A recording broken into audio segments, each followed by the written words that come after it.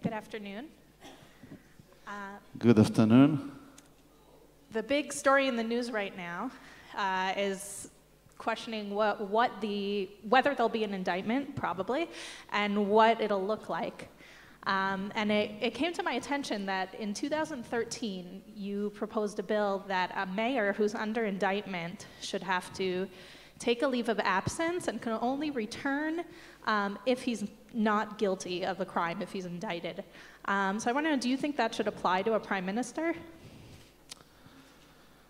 First of all, I won't speculate about the decision of the Attorney General. We should wait in patience.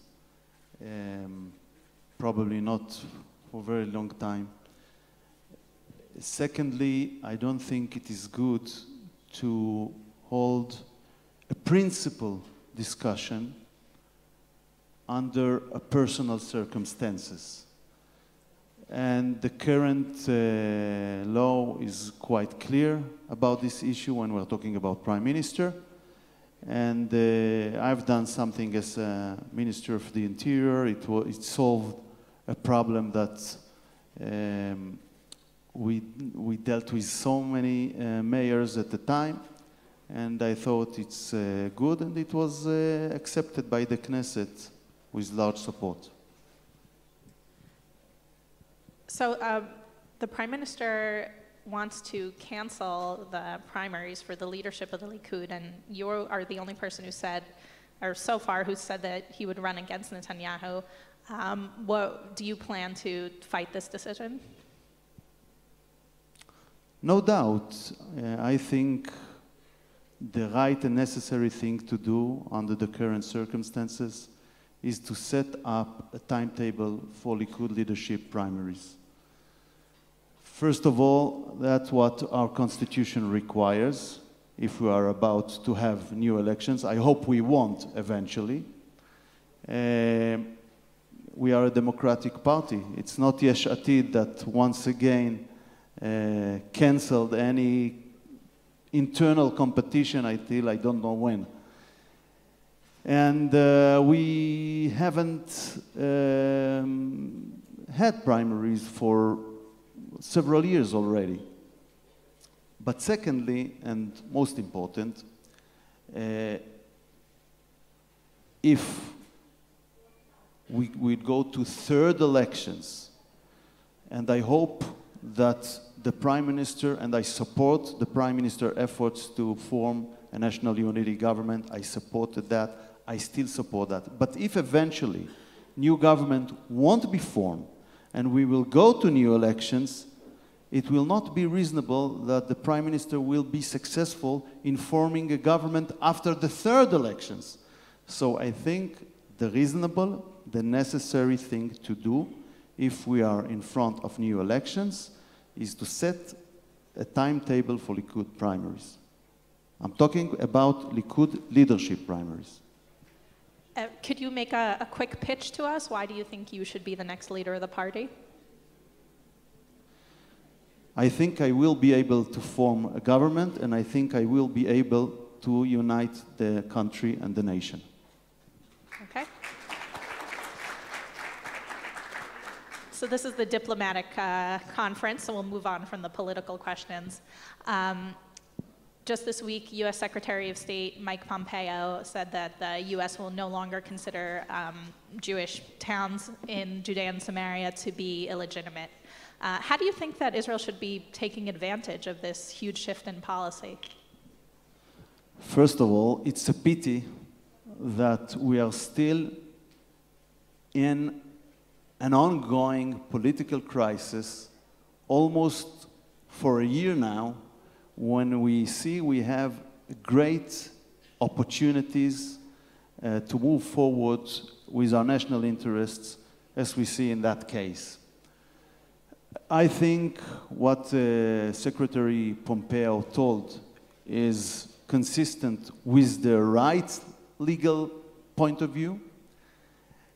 I think the political position of the European Union with a mask of legal rhetorics against the settlement was harmful for a very long time for Israel. And I think we should move forward with implementing our sovereignty over our settlements themselves. I'm talking about the territories of the settlements themselves. After more than 50 years, it is logical that we will apply the same law which exists here in Jerusalem or Tel Aviv, also in our settlements in Judea and Samaria. So you share that opinion with most of the right wing, but I think the real difficult question is what comes after that? What do you think should happen to the rest of the territory?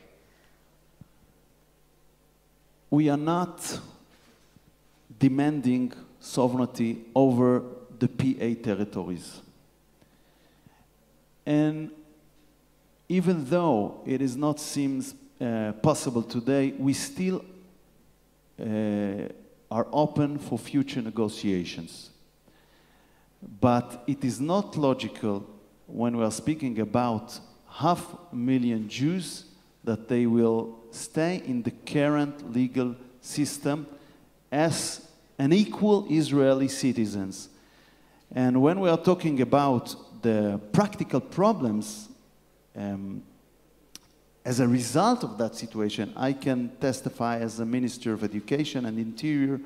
Sometimes in certain settlements like Ofra or Eli or Bet El, it is a huge effort only to build a new kindergarten. And it's just not logical to continue with that. The solutions that was once practical when we had in the settlements thousands of people are not really can be implemented when we have 500,000 for citizens there.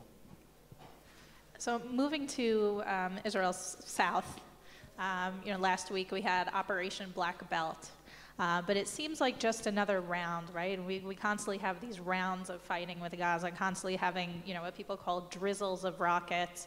What do we need to do to really change the situation and not continue this sort of war of attrition situation? The right thing to do, which is a very tough decision, is to dismantle the military infrastructure of Jihadic Islam and Hamas inside the Gaza Strip. It's not terrorist infrastructure, it's already a military infrastructure. And I'm afraid that if we will delay dealing or confronting the problem, within a few years we will have the same capabilities that the Hezbollah have today in Gaza Strip as well. Of course, it is a very tough decision. It is one of the reasons why I support a national unity government.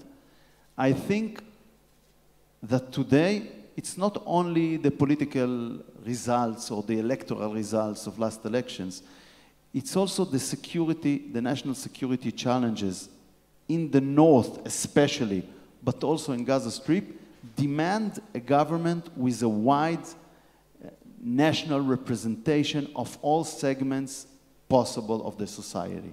And one of the reasons is the issue of Gaza Strip. So you mentioned the north.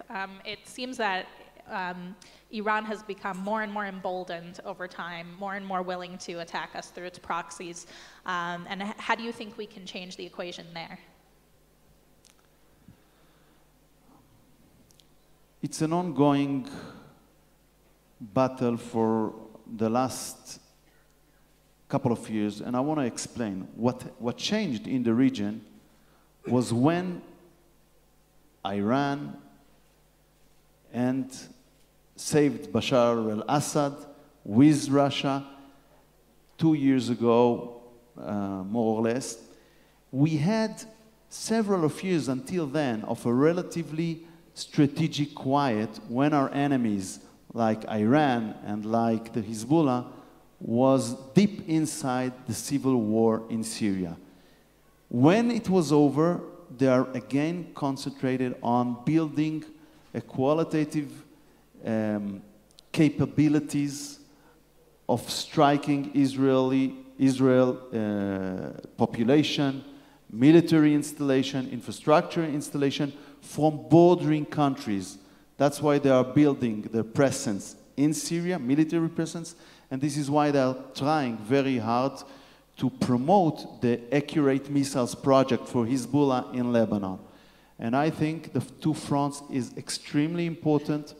I am backing the policy that confronts the Iranian efforts to establish itself in Syria, and I think the issue of Accurate Missiles project of Hezbollah is clearly a red line for Israel.